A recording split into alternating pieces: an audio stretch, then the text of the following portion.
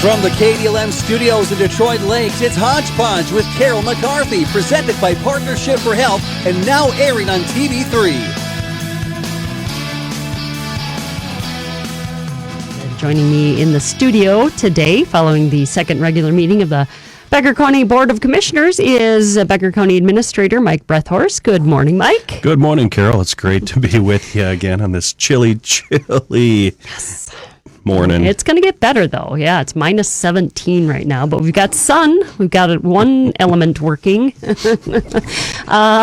yeah, so I think we're going to head into spring, and we're not going to look back in a couple days. So that's one of the challenges that we got with the change of the season here is all that flooding that we're going to be seeing in the next couple of weeks here and months ahead of us. So. Right, and I know that the state is preparing, telling folks that are in flood-prone areas to get their insurance now, because you have to have 30 days of the insurance in effect before you can actually claim that. It's very important for preparations and proper planning for any type of natural disaster, such as flooding.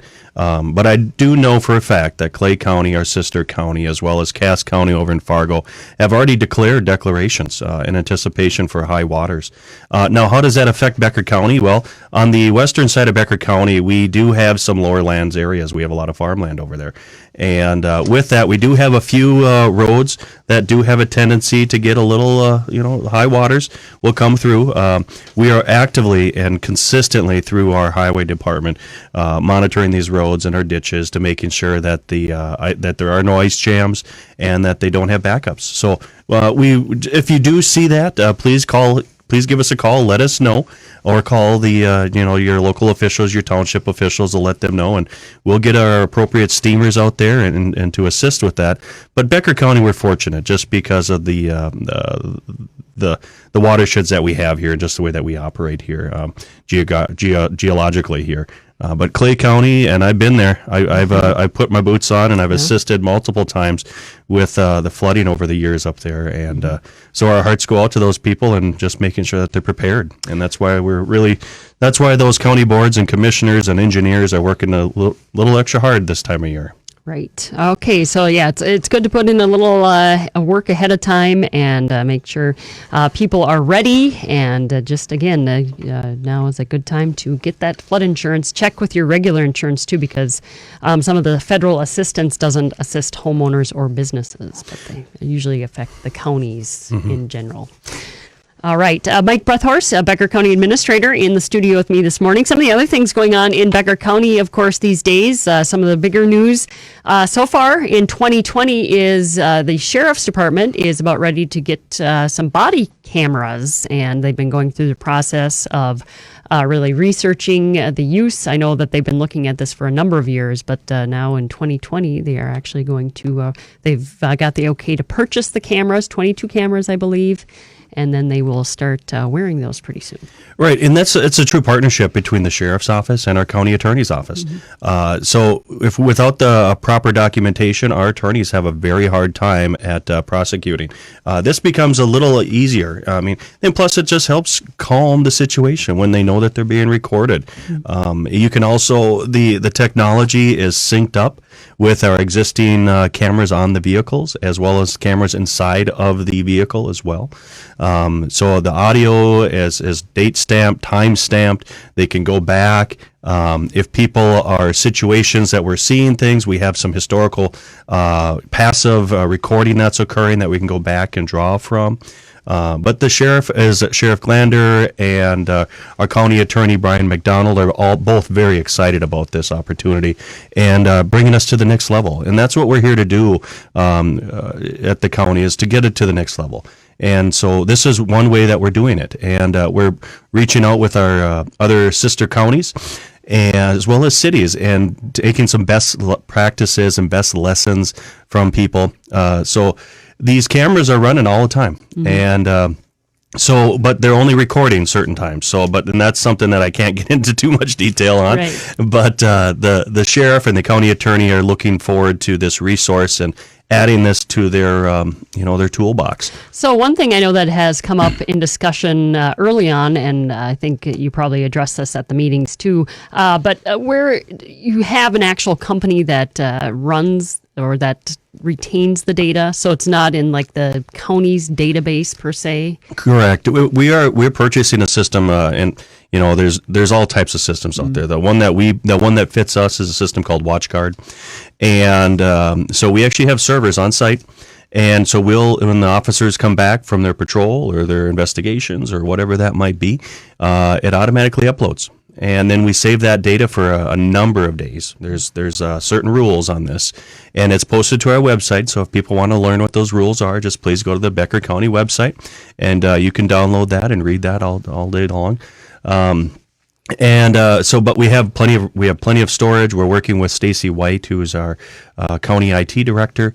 She's helping us through this transition. We explored several different options, everything from cloud-based data storage to on-site data storage. And today, the way that the pricing structure works, it makes more sense for us to have it in-house here in Becker County. But we do work very closely with this company, and they're helping us with the transition. And we should see something operational. When you see these officers, they'll have a little, you've seen it on TV, and it's a little square little patch that they wear on their vests or on their collars or however it's appropriate for them.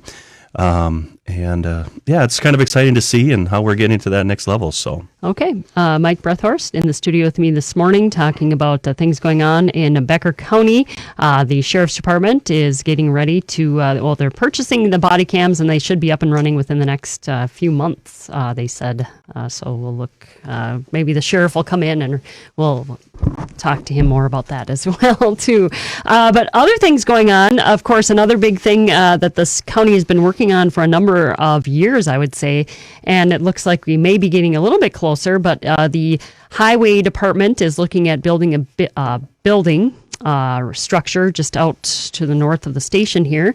And where are we sitting with that? Yesterday there was some discussion on the actual building, and as far as the property, has the county purchased property yet? Or we have not purchased property yet. We have a couple different sites that we have available to the county to build this new facility. And Carol, if I could just back up a little bit. The reason that we need this new highway building, it's all about efficiencies as well as safety for the employees at the county. The building was built, some of the space that we currently use was built in the 1940s. And when you have 1940s buildings with lower ceilings and stairs and staircases, it just becomes effectively, from an OSHA standard or from a safety standard, it becomes more and more of a need to do that because our equipment's becoming bigger. And with that, we need the higher ceiling heights, especially if we're doing our own maintenance, which we do a lot of our own maintenance ourselves. And when you can't raise the trucks all the way up to get underneath it, or you can't raise the dump boxes accordingly, then it becomes a reality that we need to address. And so our commissioner said, staff, let's look into this. Let's come up with some options and scenarios here. And now that we've completed the jail construction project, we are now looking at this. And so where we're at right now is we are looking at some final designs, concepts. We're looking at exterior two buildings versus one building being constructed of like all cement tip-ups, and then we're looking at an alternate structure, which would be more of a pole, traditional, we'll call it like a Foltz type construction, which is a great construction. So we're just considering all these different options and the costs associated to that. And yesterday we had a meeting with our commissioners, and we brought on a consultant to help us with the comparisons and guesstimating and estimatings of these dollar amounts. And the number that we got yesterday was a little larger than we originally planned. And so with that, we're just taking a step back, taking a breath, and reaching out to a couple of the vendors again. And we're having actually a staff meeting today at about 2:00 to consider what we can do to try to get this back in line. because our commissioners want to allow us to have the right resources, but we have to be fiscally responsible about this. And that's what we're trying to do right now. So what is the ideal price? I know that there's the ideal and then there's the reality of prices keep going up for construction. So, Right. I mean, what is the happy medium, I guess? Our consultants are saying that every year that we wait for construction, it adds about 3%, 3 to 4% each year. And that's pretty common that you see out there. Our original estimates were about 8 to 9 million. We see it as high as $13.5 to $14 million. When you get to those type of numbers, that's a big swing. And so we really need to be smart about the types of designs and footings and foundations and the soil conditions, and do you have to build additional stormwater ponds and to be in compliance? Because if the county's going to build this, we have to make sure that we're following all the same rules that the private sector follows. And so with that, we have to do stormwater ponds and curb and gutter and setting the right example. And that's what our commissioners have directed us to do. And so we're trying to get back into that, closer to the not as high as that 13 number and not as low as that $8 million number. So probably somewhere in the middle there. But that's something we really have to work on yet. We have a lot of work ahead of us on this one. So have you decided on this actual site then? Is it the property you would have to buy parcels from the city of Detroit Lakes, or? Well, that's something that we're considering right now. We actually we did have a tentative agreement on purchasing the city's property. However, that's always contingent upon the full commission approval. And with these numbers we got yesterday, we had to step back and take a pause. And before we acquire any land, because we do have land at the county that we could potentially use, which could help us offset some other expenses. But then there has to be, then you have to adjust your design plans and maybe some flow operations to offset that. So we'll hopefully make a sound and educated, calm decision here in the next month or so.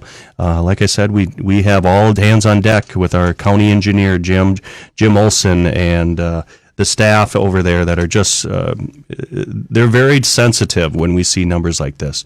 And so we want to be smart about it. And so we're going to be meeting with our consultants and staff and commissioners and really moving forward on the proper designs. All right. I'm in the studio this morning with Mike Brethorst from Becker County, Administrator for Becker County, and we're going to take a quick break, Mike, and then we'll come back and we'll talk about some construction at the courthouse and mediation services for child protection and more, and looking ahead to spring and some of the projects coming up next on Hodgepodge. Now, back to Hodgepodge with Carol McCarthy on KDLM Detroit Lakes. Back in the studio with Mike Brethorst, Administrator for Becker County, and talking about things going on in the county these days as we head into the new year, second month, and into spring and summer. But first, Mike, give us an update on, I know going in and doing my usual rounds every week, I noticed there was some construction going on in the court administration area, and in fact, that was brought to light yesterday about new chambers being built for a part-time judge. We got a new kind of an additional judge sitting on the bench here in Becker County. Well, Becker County is in a unique situation just with our population and our demographics. And with that, there was a need to increase the actual footprint for number of judges in Becker County. And so with that, we actually got, his name is Judge Fritz. Judge Fritz was a county attorney here in Becker County for a number of years. And so he's coming back, and he's going to be now actually on the bench. And so Judge Fritz we wanted to make sure that he had the proper space. And so he's going to be with us, I think, 3 days out of the week, and then the other 2 days he'll be in Otter Tail County. Okay. And then the following week, then it'll be 3 days in Otter Tail and 2 days here. And with that, we needed to do some modification of some space because we also have something called a traveling judge. And so when the three judges, so we have 3 county judges or 3 judges that are seated here in Becker County, and at times we have a traveling judge that'll come. So what we needed to do is we needed to provide space for this traveling judge. So the traveling judge, Judge Fritz, is now in the traveling judge's spot, and then we created, which was a very nice office. and now we have the traveling judge. We had to do some remodeling and things like that. And so the way it works with the state of Minnesota is that we at this county level are required to provide space.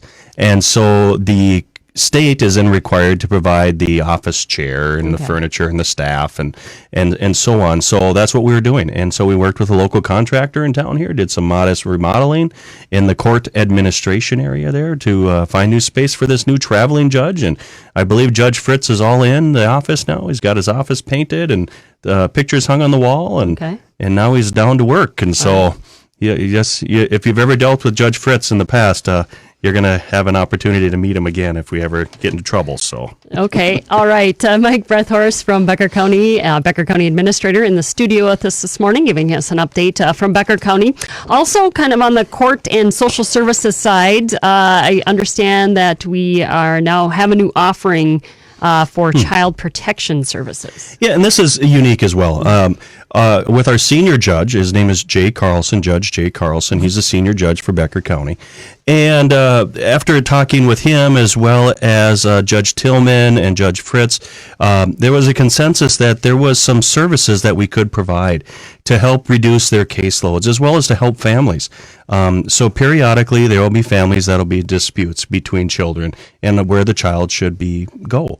And so what we're going to be doing with the assistance of our law library and some funds that come into that law library, we're going to provide a resource for some pre-mediation services to help mom and dad and to come to a consensus before we have to go before the judges. Or if you do go before the judge, it'll be predetermined and settled that way. So we're going to do some more remodeling at the courthouse to allow for these little mediation services space. Because to do it, you want to do it right, and so we're also hired an outside contractor to help with the mediation, or it's not officially a mediation, but it's consults and consulting and to help with this. And hopefully this will really. We're one of the first ones in the state to try to do this. So is this a free service? Yeah, it is. It does not cost the families that would participate in this any type of fee. The way this is funded, if that's, I think that's a good question, is how do we pay for these type of things? Well, when people go to court, they have to pay a law library fee. So, and with that law library fee, it goes into a sinking fund, and we can only use it for particular uses. And this particular use, it makes sense for us to be able to allocate these funds. And so, since we weren't using these funds at 100% each year, we had some excess revenue. So we're going to try a test model for like a 2-year model, see how it works out. And if it works out, we'll continue doing this. But this is under the leadership of Judge Carlson, our county attorney, Brian McDonald, and their staff to see if we can help these families, mediate before it gets before the judge. Okay. All right. So some interesting things happening with social services and child protection and that sort of offering. Also, under social services, talk a little bit more, another interesting development. The hiring of is it a 3/4 time person to deal with fraud intervention? Right. This is a program that, and this is hard sometimes because there are individuals that apply for programming dollars and provide certain data sets that need to be looked at or need to be scrutinized a little bit more. And so the state of Minnesota, as well as the feds, have provided us funding. So we're a pass-through, but we're going to be the record of agent to do this. So we're going to be actively hiring someone to assist us with our fraud prevention. So this person will be on the front end with people's applications, reviewing them, screening them, helping them through the process so they don't inadvertently or potentially intentionally get additional funds that they may not be eligible for. This person will also be doing some backgrounds in regards to existing claims that are out there. Again, we just want to make sure that the funds are in the right go to the right people. And like I said before, there's situations where people just inadvertently apply for things that they think they're eligible for, and it might get through the cracks. And so this person's going to review that. And so that should be, I think it's posted, if I'm not mistaken, on our website already for a position to look at that, child protections and income reviews. And so if you're a financial person and you have a background with some social work experience, this would be a good fit for that type of person. It's a 3/4 time position. And as the years go on, we anticipate this program to become more and more effective, because for every dollar that we save, the state and the state and the feds, well, that's something that we can then look at ways to reallocate to the people that need that. All right, so check out the employment opportunities at Becker County. Mike Brethorst, Becker County Administrator, in the studio with me this morning. And Mike, we're going to move on to take it kind of outside some of the projects you've got going on as we head into the spring. I know that, of course, there's lots of trail work. The county came up with their master trail plan and approved that. Adopted that in the late fall of 2019. But another project that was kind of on the line last year, and it was towards the end of the year, and I don't know if winter came or if it just kind of was pushed into 2020, but a project out at Duncan Locks that will happen this year. Yeah, this is exciting. It's amazing the regulatory rules you have to follow to do modifications and to some of these areas that we have. So at Duncan Locks, which is in one of our jewels in Becker County, I would say, I've actually took family photos out there, and while out there, we had the opportunity to walk on over this waterfall area. And so what's going to be happening is we're going to be taking out this fixed site dam and doing some remodeling of this to be more conducive, to be like a rock arch rapids of a look. It's supposed to help with the water flow as well as help with just aesthetics there, and for fish passage.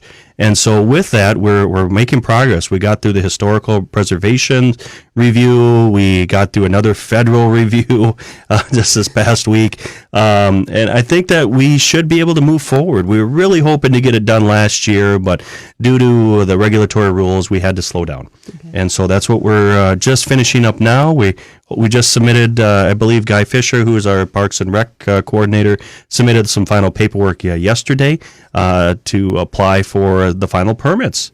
So that's exciting to see happen. So late this fall, it should be fully operational. Okay. And great for walking and tours. And yeah, it's a great area for people to get out and visit. Even in the wintertime, there's some cross-country skiing out there and stuff. Also, Westlake Drive project is on the county's in the county's future, working with Detroit Lakes to update that road because it is a county highway. It is a county highway. And so we are working actively with the city. We want to make sure that, the people's property rights are respected. We're also looking at the historical preservation. We have to do actually an archaeological survey. I kid you not, an archaeological survey next to the lake there, and it's important because you never know what you could find there. But this is part of the regulatory rules that we have to follow with the funding streams that we're using to pay for this.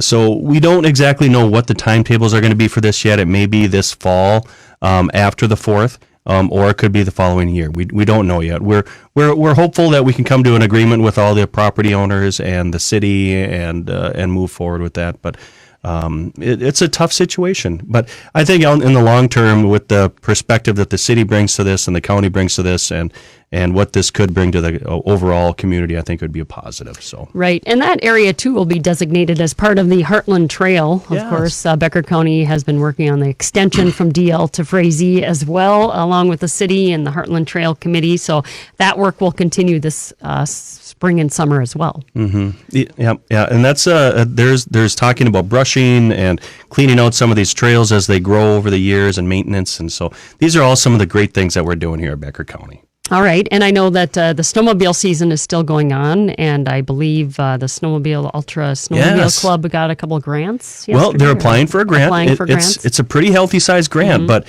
the facilities, the piece of equipment that they're using, this thing's going to be really cool when you get this thing up and operational, and the amount of miles that they're going to be able to maintain at the level that we have come to expect here at the county, here at Becker County with our trails networks, is going to be second to none.